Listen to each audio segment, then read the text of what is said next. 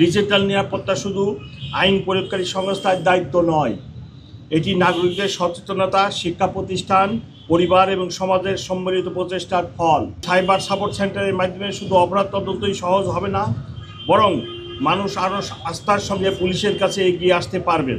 এটি ভবিষ্যৎ বাংলাদেশের সাইবার নিরাপত্তার আরেকটি শক্তিশালী পদক্ষেপ। বর্তমান বিশ্বে প্রযুক্তি যেমন আমাদের জীবনকে সহজ করছে, তেমনি অপরাধের ধরনও দ্রুত পরিবর্তিত হচ্ছে। সাইবার জালিয়াতি, অনলাইন প্রতারণা, ডিজিটাল হয়রানি, মানহানি এসব অপরাধ মানুষের ব্যক্তিগত নিরাপত্তা, আর্থিক সুরক্ষা এবং মানসিক শান্তিকে গভীরভাবে হুমকির মুখে ফেলেছে। সাথে যুক্ত হয়েছে অনলাইন গ্যাম্বলিং এবং অনলাইন গ্যাম্বলিংয়ের মাধ্যমে লক্ষ কোটি টাকা জুয়ারিরা হাতিয়ে নিচ্ছে। এই নতুন বাস্তবতায় জনগণের নিরাপত্তাকে সর্বোচ্চ অগ্রাধিকার দিয়ে ডিএমপি তার সক্ষমতা বাড়াচ্ছে। সাইবার সাপোর্ট সেন্টার সেই সক্ষমতারই একটি দৃষ্টান্ত। এখানে আধুনিক প্রযুক্তি, সুবিধা সম্পন্ন ল্যাব, দক্ষ তদন্তকারী দল, ডিজিটাল ফরেনসিক বিশেষজ্ঞ এবং 24 ঘন্টার সাপোর্ট টিম থাকবে, যারা নাগরিকদের অভিযোগ দ্রুত গ্রহণ, বিশ্লেষণ এবং সমাধানে কাজ করবে। এক্সট্রিম মশার কয়েল প্ল্যান্ট ফাইবার দিয়ে তৈরি, ডেঙ্গু, চিকুনগুনিয়া বাহি সহ যে কোনো মশার বিরুদ্ধে দেয় এক্সট্রিম সুরক্ষা।